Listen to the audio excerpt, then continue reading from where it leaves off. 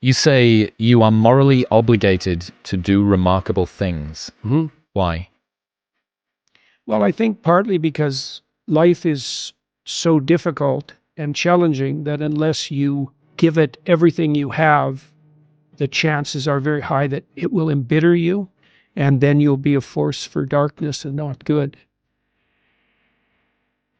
You know, the fact that life is short and can be brutal can terrify you into hiding and avoiding, but it can also, you can flip that on its head and understand that since you're all in anyways, you might as well take the risks that are adventurous.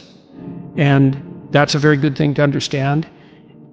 And what is also useful to understand in that manner is that there isn't anything more adventurous than the truth.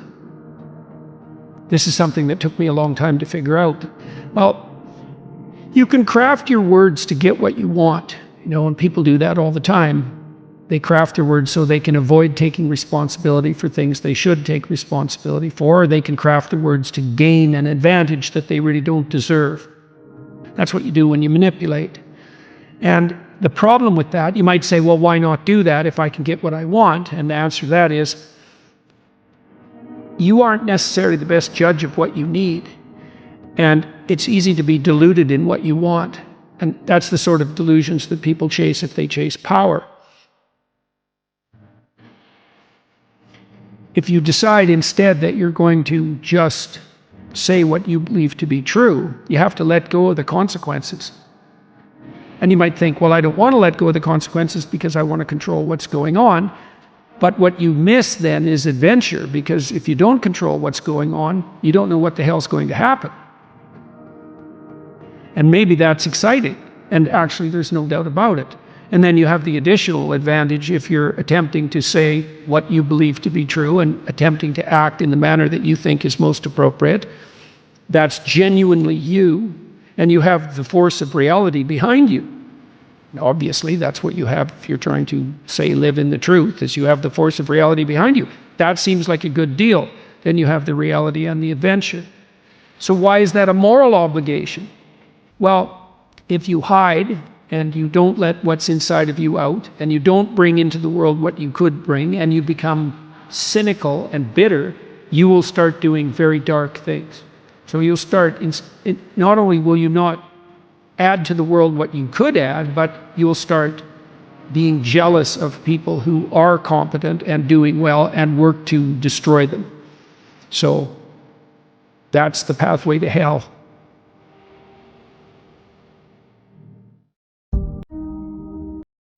The ultimate ideal is also the ultimate judge, because the ultimate ideal is something against which you fall far short.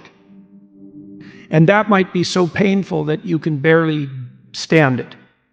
But then what you do is two things, I suppose, is you lower the ideal and you raise your estimation of your potential. And what do I mean by lower the ideal? Well, if you're comparing yourself to someone, or even to a future self, and the gap is so painful that it paralyzes you, then you've created a dragon that you don't have the tools to master. And so what you have to do is you have to scale the dragon down to size. And you want to scale the dragon down to size until it's a size that you are willing to move toward, however small that is. Now, if you're here and your ideal is here and that gap is unbearable, then you reduce the gap, because you're not going to move from where you are to perfect in one fell swoop. There's going to be incremental steps. So you have to fill in that hierarchy of progression with a high enough resolution representation so that you can start to move forward. And then you should be buttressed. There's another gospel comment that's very interesting. It has to do, it's called the Matthew principle. The Matthew principle is, to those who have everything, more will be given, and from those who have nothing, everything will be taken. Now, it's brutal because it implies that reality works like this. When you're moving up, you go like this. Right? And that's pretty nice. That's a lot better than this. But when you're going down, you go like that, right? It's like downhill, cliff. Okay. So you want to avoid the downhill path. Well, if the uphill path is like this, which is like exponential, let's say, or geometric, then what that means is that it doesn't matter how big the first steps you take uphill are, even if they're trivial, even if they're shameful in their size, because you're so useless, that if you're disciplined in that, you'll speed up extraordinarily rapidly. And so that's the good news, you might say, is that you can take very small steps, even ones that might be shameful in their size, and you have to admit that to yourself. But once you get the ball rolling, it doesn't roll in a linear fashion, it rolls in a geometric fashion. And this is a really good thing to know, because it can take the sting out of the realization of your own stupidity. It's like, yeah, you know, everybody has their weak sides, let's say, things they're embarrassed about. When I first started going to the gym, I was like, how old was I? 1985, 23. And I think I weighed 135 pounds and I was 6'1", very, very thin. And I smoked like mad and I drank too much. Like, I wasn't in good shape. The first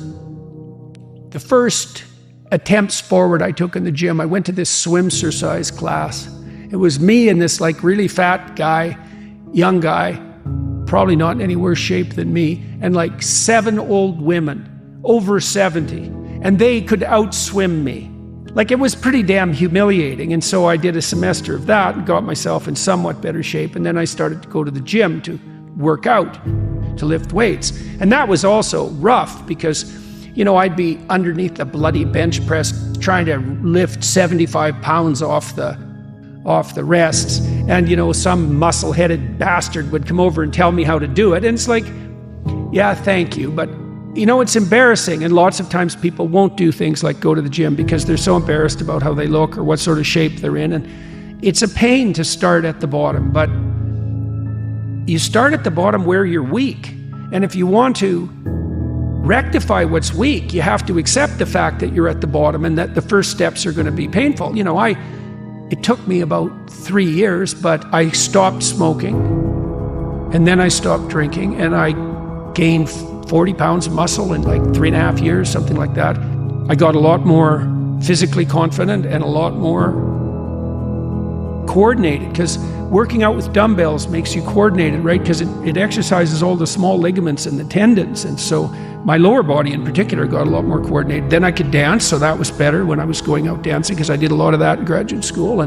But the point of all this is, if you're going to rectify your weaknesses, you have to admit your insufficiency to your own shame. Now, if the gap between you and your ideal is so great that it paralyzes you, you shrink that, right?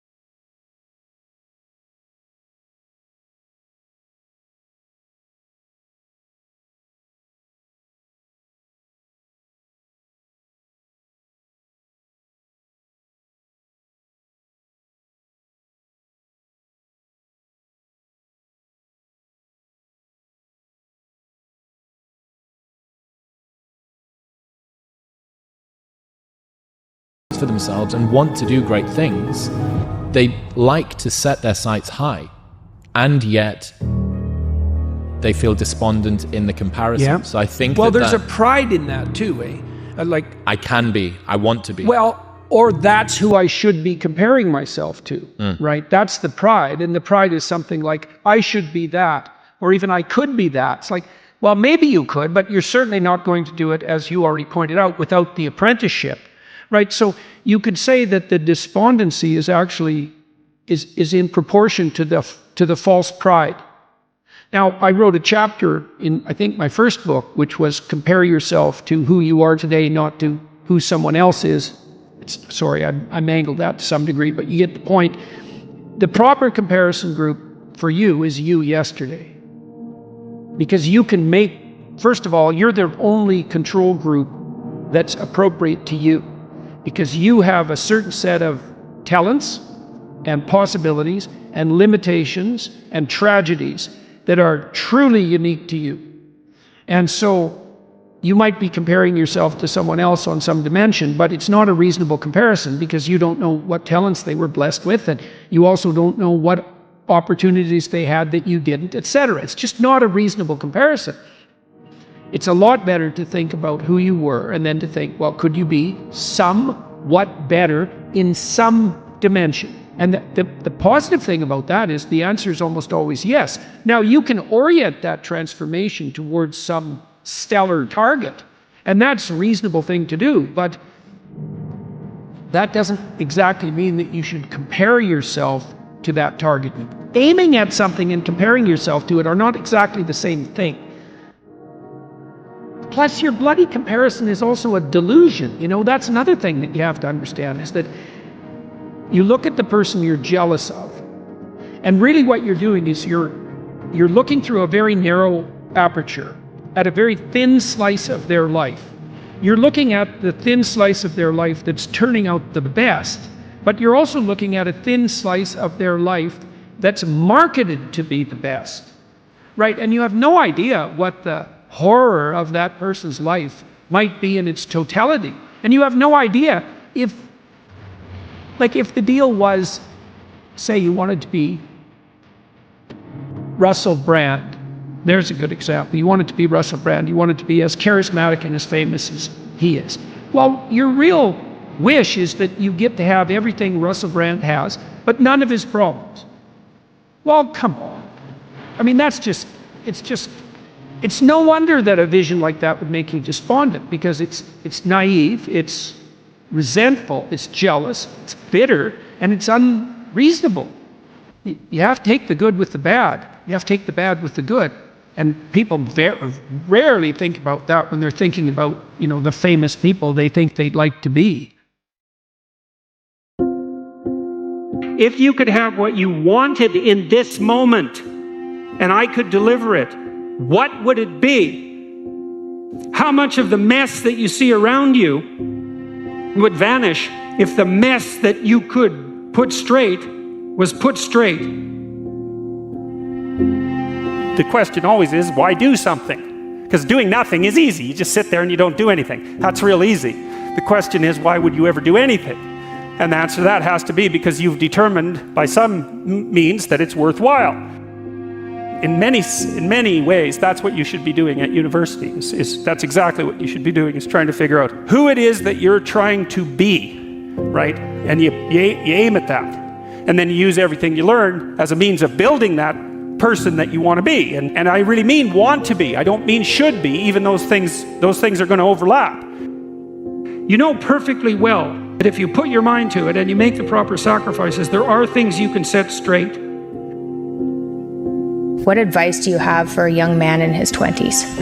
Make a plan. Look at what you're interested in. Get disciplined about something. Allow for the possibility that you have something important to contribute to the world, and that the world would be a lesser place without that contribution. Don't be afraid of taking on responsibility. It's where you find what sustains you in your life. You can take on too much responsibility. You have to be cautious in that regard, but that's a less common problem than not taking on enough. A lot of the things that people regard as traps are actually the means to their life. And then the next question might be, well, where should you look for worthwhile things? And one would be, well, you could consult your own temperament. And the other would be, well, you kind of look at what it is that people accrue that's valuable across the lifespan. But the other way you do that is by having a little conversation with yourself about, as if you don't really know who you are, because you know what you're like. You won't do what you're told. You won't do what you tell yourself to do. You must have noticed that. It's like you're a bad employee and a worse boss, and both of those work, for you. You don't know what you want to do, and then when you tell yourself what to do, you don't do it anyways. You should fire yourself and find someone else to be. you have to understand that you're not your own servant, so to speak. You're someone that you have to negotiate with, and you're someone that you want to present the opportunity of having a good life to. And that's hard for people because they don't like themselves very much. So, they're always like cracking the whip and then procrastinating, and cracking the whip and then procrastinating. And it's like, God, it's so boring and such a pathetic way of spending your time. And you know what that's like because you probably waste like 6 hours a day. You have to believe that your action has some redemptive possibility, because why would you do it otherwise? And you might say, well, I kind of believe that. It's like, well, that's not good enough. You kind of got to throw yourself all into it. And what's the cost anyways? It's not like you're going to get out of this alive. So you're pretty much all in whether you want to be or not. And maybe if you were voluntarily all in, things would be a lot better than they are.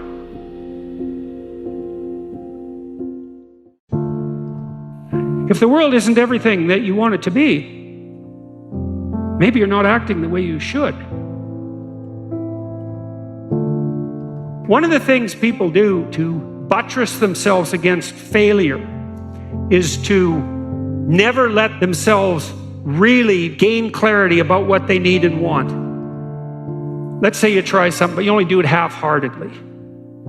And then you fail, and you think, well, I didn't really fail because, I held a bunch back in reserve, and so I didn't get what I wanted, but maybe had I been all in, I would have. And so you don't have to upbraid yourself too much for the failure. Now, it's a catastrophic way to live, to sit on the fence and to not commit, because instead of risking the possibility of failure, you engage in what's essentially the absolute certainty of failure. Because if you want something worthwhile and difficult, which you probably do if you want to have an adventure and go somewhere, then what's the chance you're going to get it if you're halfway in?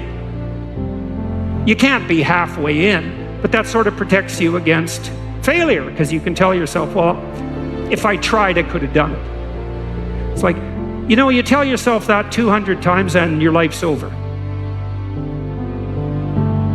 Okay, so once you get your goal structure set up, you think, okay, if I could have this life, looks like that might be worth living, despite the fact that it's going to be, anxiety provoking and threatening, and there's going to be some suffering and loss involved and all of that, obviously. The goal is to have a vision for your life such that, all things considered, that justifies your effort. Okay, so then what do? Well, then you turn down to the micro routines. It's like, okay, well, this is what I'm aiming for. How does that instantiate itself day to day, week to week, month to month? And that's where something like a schedule can be unbelievably useful. Google Calendar. It's like, make a damn schedule and stick to it. Okay, so what's the rule with the schedule? It's not a bloody prison.